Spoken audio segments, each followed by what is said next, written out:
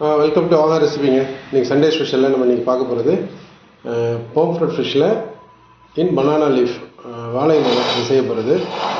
இதுக்கு வந்து ஒரு 2 போம்ஃப்ரெட் ஃபிஷ் வந்து சுத்தம் பண்ணிவிட்டு அது மேலே வந்து மிளகாத்தூள், மஞ்சத்தூள், உப்பு, லெமன் போட்டு பேட்டர் பண்ணி வச்சுருக்கோம்.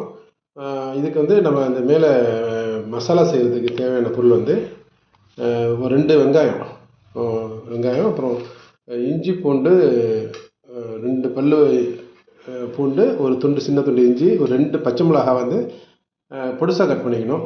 அப்புறம் தக்காளி ஒரு 1.5 தக்காளி, கருவேப்பிலை எடுத்துக்கணும். லெமன் வந்து ஒரு மூடி, ஒரு அரை மூடி லெமன் எடுத்துக்கணும். அப்புறம் அதுக்குள்ளே மசாலா வந்து மிளகாத்தூள் வந்து ஒரு டீஸ்பூனு, சக்தியில் வந்து ஃபிஷ் ஃப்ரை மசாலா அது வந்து ஒரு 1.5 டீஸ்பூனு, அப்புறம் மல்லித்தூள் ஒரு டீஸ்பூனு, மிளகுத்தூள் ஒரு டீஸ்பூனு. இப்போ தேங்காய் பால் வந்து அது ஒரு மூடி, அரை மூடி தேங்காய் பால், அரை மூடி எடுத்துகிட்டு அதில் தேங்காய் பால் எடுத்து வச்சுருக்கோம். வாங்க வீடியோக்குள்ளே போகலாம். அப்புறம் நல்லா இது கடாயை சூடாகிடுச்சு. இதில் நம்ம ஒரு 30 ml தேங்காய் எண்ணெய் முதல்ல அது வறுக்கிறதுக்காக அதை எடுத்துக்க போகிறோம்.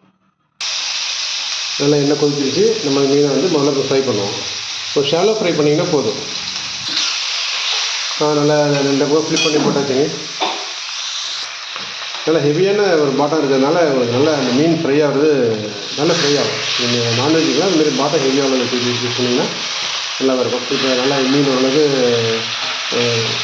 ஒரு ஆஃப் அளவு குக் ஆகிடுச்சு. இப்போ போக நம்ம இதை எடுத்து மீனை தனியாக வச்சுக்கோம். இப்போ இந்த பேஸ்ட்டுக்கு தேவையானது நம்ம தேங்காய் எண்ணெய் ஒரு 20 ml தேங்காய் எண்ணெய் ஊற்றிட்டு நம்ம கட் பண்ணி வச்சுருக்க வெங்காயம், தக்காளி, இஞ்சி பூண்டு, பச்சை மிளகா, கருவேப்பிலை போட்டு அது வந்து லெமன் போட்டு மசாலாலாம் போட்டு நம்ம அது ஒரு பேஸ்ட் மாதிரி ரெடி பண்ணி மீன் கோழியை பொறுத்த வரைக்கும் தேங்காய் எண்ணெய் வந்து நல்ல குவாலிட்டியான தேங்காய் எண்ணெய் வந்து அந்த டேஸ்ட் வந்து ரொம்பவே நல்லாவே தெரியும்.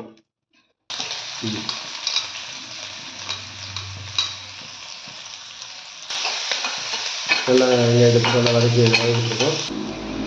இந்த மாதிரி ஃபிஷ்ஷுக்கு வந்து பச்சை மிளகா வந்து சின்னதாக புதுசாக கட் பண்ணால் தான் அதோடைய காரம் நல்லா தெரியும்.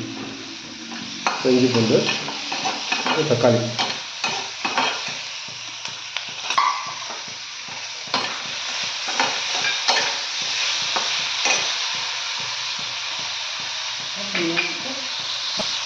இப்போ இந்த மசாலா எடுத்து வச்சுக்கிற மசாலாலாம் போட்டு நல்லா வதக்கிட்டு மேலே கொஞ்சம் அரை மூடி லெமன், மேலே வந்து கொஞ்சம் கொத்தமல்லியும் இப்படி போட்டுருவோம்.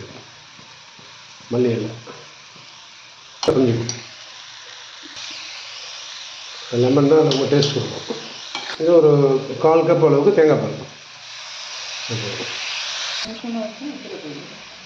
தேங்காய் பால் வந்து நல்லா சுண்டி வரட்டும்.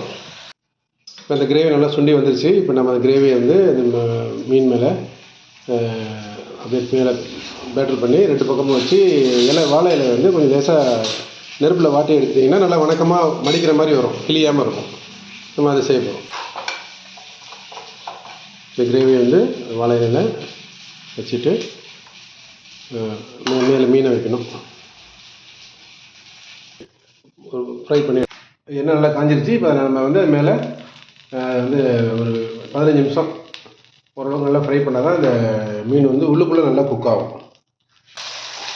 அதனால இப்போ 2 மீனையுமே வாழையில் சுற்றி மேலே வச்சாச்சு. ஒரு 15 நிமிஷம் குக் பண்ணால் போதும். மறுபடியும் ஒரு 100 பக்கம் அப்படியே பரட்டி போடணும். இந்த சைடு நல்லா கலர் மாறிடுச்சு. அது அந்த பக்கம் பரட்டி போடணும். 2 பக்கமும் பரட்டி போடணும். ஹெவி பாட்டமாக இருக்கிறதுனால நல்லா குக் ஆகிடும்.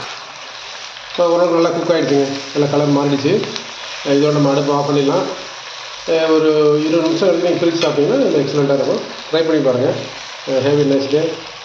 சப்ஸ்கிரைப் பண்ணுங்கள், கமெண்ட் பண்ணுங்கள். All the best.